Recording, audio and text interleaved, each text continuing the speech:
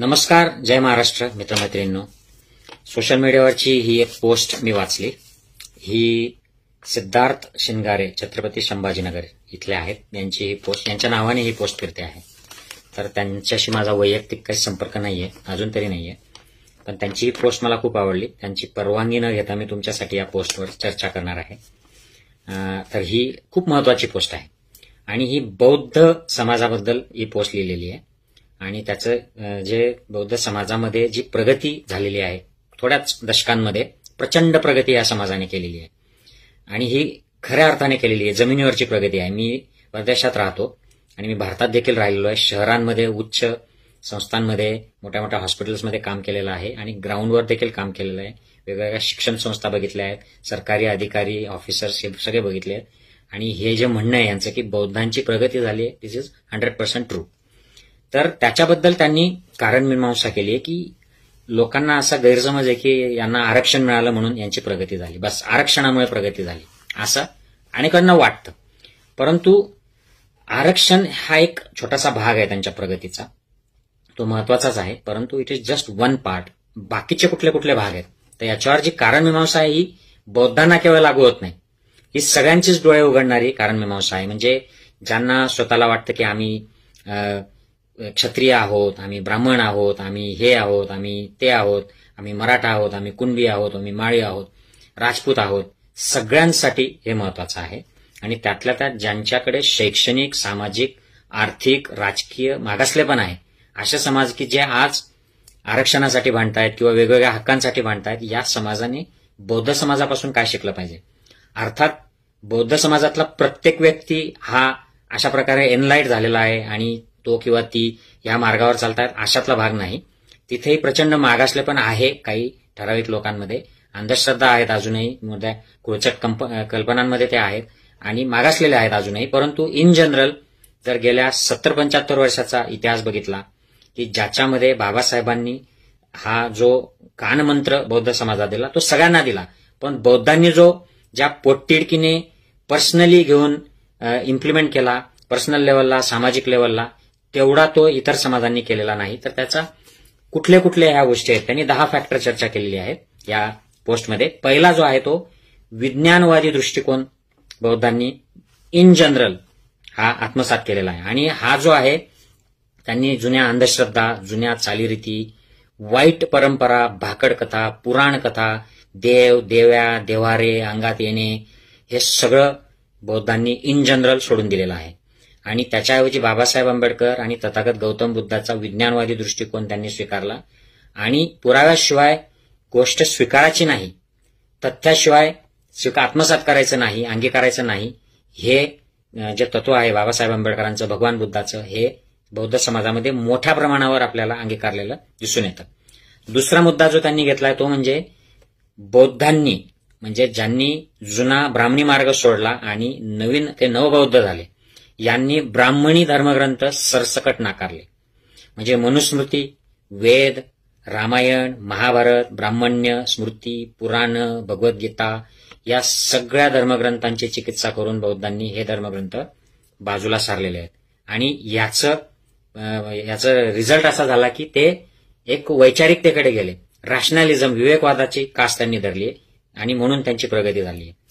कोणतंही क्रियाकर्म ब्राह्मणांच्या हातून करून घेणार नाही, हे जे बाबासाहेब आंबेडकरांच्या 22 प्रतिज्ञेचा भाग आहे, हा बऱ्यापैकी बौद्ध समाजात जसाच्या तसा इम्प्लिमेंट केला जातो. आणि मी बघितले की जे शिकलेले वैचारिक बौद्ध असतात आणि मेजॉरिटी समाजात जागृत झालेला आहे, ते हे तत्व तंतोतंत करतात. ब्राह्मणांचा हस्तक्षेप 100% बंद करण्याचं महान कार्य बौद्धांनी केलंय आणि 22 प्रतिज्ञेच्या माध्यमातून त्यांनी प्रेरणा घेतली आहे. ज्या कोण्या जातीला भारतात प्रगती करायची असेल त्यांनी हे अशा प्रकारचं आचरण बौद्धांचं अनुसरण करायला हरकत नाही, याच्याने प्रगती होईल असं या पोस्टमध्ये म्हटलंय. चौथा जो मुद्दा त्यांनी म्हटलाय की जातीने जे कामं ठरवून दिले होते ब्राह्मणी व्यवस्थेमध्ये, ते बौद्धांनी इन जनरल नाकारलेले आहेत. तुम्ही गावोगावी जा. माझ्या गावामध्ये मी लहानपणी ज्या वेळेला आमचा गावचा महारवाडा अजूनही आहे, तिथे ते लोक जे कामं करत होते त्यातले बहुतांश लोक आता महारवाडा सोडून गेलेले आहेत आणि जे आहेत ते शिकलेत, ते चांगल्या पोझिशनमध्ये काम करतायत, ते कुठेतरी कॉन्ट्रॅक्ट बेसिसवर काम करतात किंवा ते शहराला येऊन जाऊन काम करतात किंवा शिकून ते नोकऱ्या करतायत किंवा काहीतरी छोटे मोठे व्यवसाय करतायत, कोणी रिक्षा चालवतंय, कोणी टपरी चालवतंय, परंतु त्यांनी जातीने ठरवून दिलेले कामं ते सोडलेत. म्हणजे त्यांची जी पिढीजात त्यांना कामं होते, मेलेले जनावरं ओढणे, मेलेल्या माणसाचा दुसऱ्या गावात निरोप देणे, भाकर वाढमाय म्हणून येसकरी करणे, 2 शेतकऱ्यांच्या बांधांचे भांडण मिटवणे, 2 गावांच्या सरहदीचे भांडण मिटवणे, चांभाराला कातडी विकणे, गावाचे रक्षण करणे इत्यादी सगळे कामं त्यांनी सोडून दिलेले आहेत. हे महार जातीला कामं दिलेले होते ते आता जवळजवळ 100% नाहीसे झालेले आहेत. या महारांमधून जसे बौद्ध झाले तसे. 5वा मुद्दा आहे की बौद्धांमध्ये शिक्षणाचा प्रचंड ध्यास आहे. डॉक्टर बाबासाहेब आंबेडकर हे स्वतः उच्च विद्याविभूषित होते. त्यांना आदर्श मानून बौद्धांनी शिक्षण सुरू केलं आणि आज बौद्ध समाजामध्ये हजारो डॉक्टर्स, इंजिनियर्स, वकील, वेगवेगळ्या क्षेत्रामधले कर्मचारी, अधिकारी, उच्च शिक्षित असे लोक आहेत.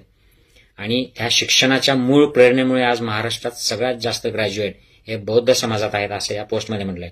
आता मी हे स्टॅटिस्टिक्स कुठनं आलंय मला माहित नाही, पण ही पोस्ट दावा करते. कारण बौद्धांची संख्या खूप आहे महाराष्ट्रामध्ये. म्हणजे ब्राह्मणांपेक्षा जवळजवळ ते 3-4 पट, त्यांची 4 पट तरी संख्या असणार आहे. शिक्षणाच्या बाबत बौद्धांची टक्कर ही ब्राह्मणांसोबत सुरू आहे, म्हणून बौद्धांची प्रगती झाली आहे.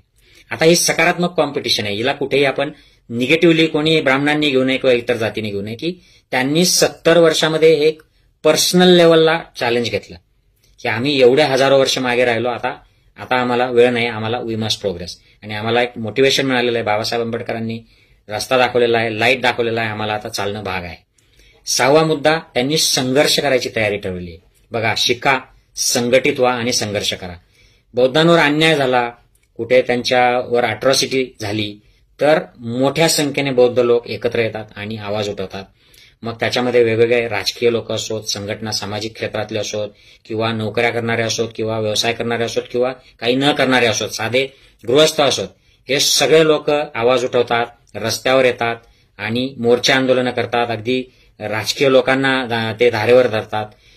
त्यामुळे त्यांची जी संघर्ष करण्याची तयारी आहे ही केवळ फक्त बौद्धावर अन्याय झाला म्हणून नाही, ते संविधानावर काही कोणी अन्याय केला तरी करतात, कोणी देशाचा कोणी अपमान केला तरी रस्त्यावर उतरतात. म्हणजे कुठेही समतेला, संविधानाला, वैचारिकतेला कोणी आव्हान दिलं तर त्याच्यासाठी बौद्ध मंडळी हे रस्त्यावर उतरताना दिसतात आणि भांडताना दिसतात अनेकदा. या संघर्ष करण्याच्या तयारीमुळे हा समाज जो आहे हा अन्याय सहन करत नाही आणि म्हणून याचा एक स्वाभिमान या समाजामध्ये जागृत झालेला आहे. आणि कुठल्याही समाजाला जर प्रगती करायची असेल तर तुम्ही लाचाराची, गुलामाची भावना मनात ठेवून तुम्ही प्रगती नाही करू शकत. म्हणून एक महत्वाचा मुद्दा आहे 6वा. 7वा, ज्ञानाची प्रचंड आवड आहे. म्हणजे एज्युकेशन फक्त घेऊन थांबत नाही हा समाज. मी देखील बघतो मित्रांनो, इथे UK सारख्या ठिकाणी बाबासाहेबांच्या नावाने संघटना चालतात. US मध्ये, युरोपमध्ये. मी मागच्या वर्षी ओमानमध्ये AIM नावाची एक association of Ambedkarite international mission म्हणून ऑर्गनायझेशन आहे, तर त्यांनी इतका मोठा कार्यक्रम तिथे ओमानमध्ये आयोजित केला.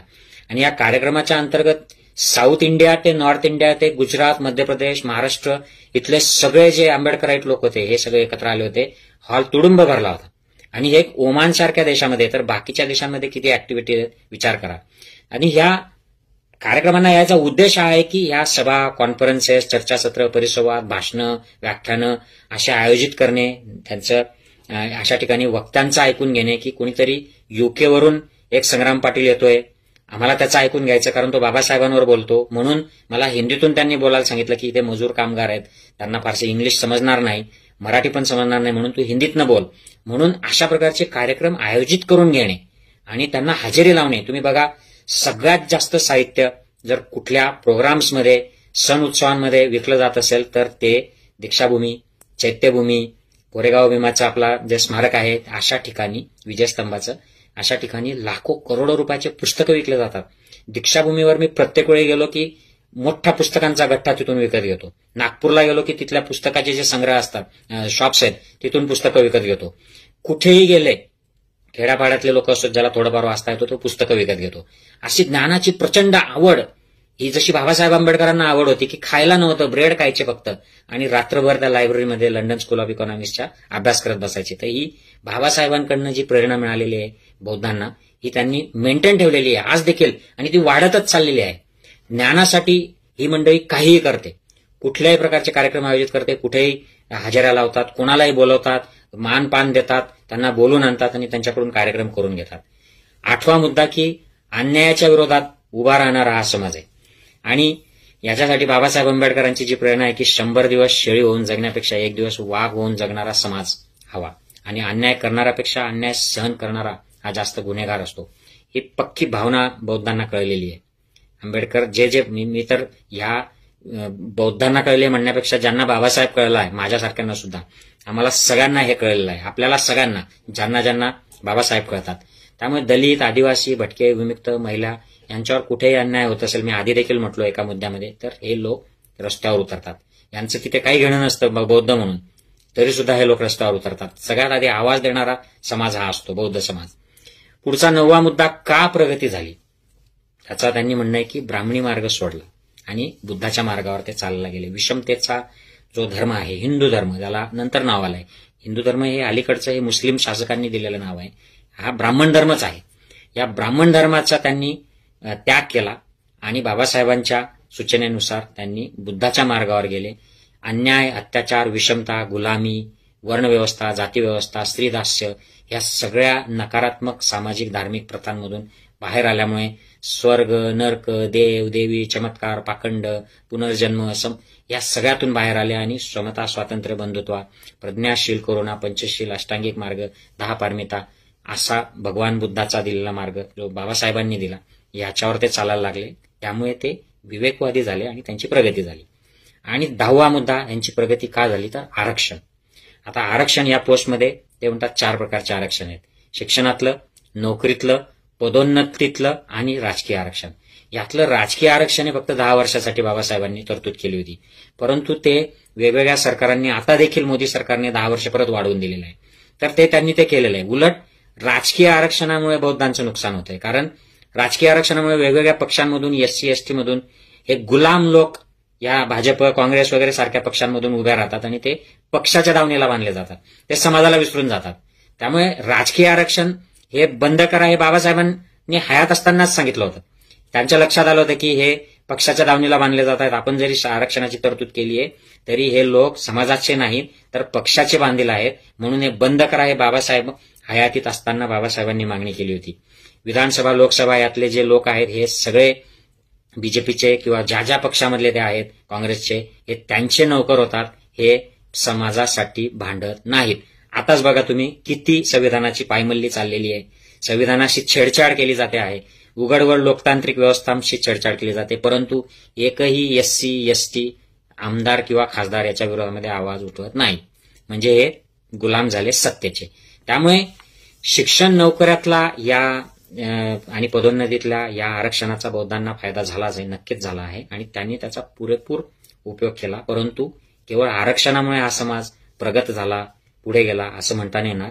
आरक्षण हा एक फॅक्टर आहे, आणि इतर जे मी 10 वर्णन केलेत या पोस्टप्रमाणे, तर ह्या फॅक्टर्सचा याच्यात सगळ्यात मोठं म्हणजे जागृत झालेत, शिकले, संघटित झाले आणि त्यांनी संघर्ष केला, आणि म्हणून हा समाज पुढे गेलेला आहे. आणि इथे थांबत नाही मित्रांनो, कारण बौद्धांमधले सगळेच्या सगळे काय असे जागृत झालेले नाहीयेत. बरेचसे मागासले पण आहे, बरेचसे लोक अजूनही अंधश्रद्धे, कर्मकांडात आणि अशिक्षण, व्यसन याच्यामध्ये आहेत, मानसिक गुलामगिरी आहे, स्वाभिमान नाही. यांनी देखील जर बाबासाहेबांचा हा मार्ग, भगवान बुद्धाचा हा मार्ग व्यवस्थित फॉलो करायला सुरुवात केली तर हा समाज कोणाचंच ऐकणार नाही. शिक्षण हे जे बाबासाहेब म्हणतात की वाघिणीचं दूध आहे, जो कोण पितो तो दरकाळी फोडतो, तर हे बाबासाहेबांनी दिलेला हा मूलमंत्र जर सगळ्यांनी तंतोतंत पाळला तर बौद्धांचीच नाही, इतरही जे आहेत SC ST OBC क्षत्रिय वगैरे सगळे जे समाज आहेत की जे मागे डावलले गेले या वर्णव्यवस्थेमध्ये, जातीव्यवस्थेमध्ये, या सगळ्यांची प्रगती होऊ शकते. आय होप या पोस्टच्या वाचनातून आणि एक्सप्लेनेशन मधून काहीतरी लोकांना मोटिवेशन मिळावं. ही पोस्ट, हा व्हिडिओ शेअर करा, इतरांना देखील कळू द्या की हे काय मुद्दे आहेत. भेटूयात एखाद्या दुसऱ्या व्हिडिओमध्ये. पुन्हा एकदा सिद्धार्थ शिनगारे, छत्रपती शिवाजीनगर यांचे आभार मानतो, आणि त्यांच्या परमिशन शिवाय मी ही पोस्ट वाचून दाखवली त्याबद्दल माफी मागतो. पुन्हा भेटूयात. जय हिंद, जय महाराष्ट्र, जय भीम मित्रमैत्रिणी.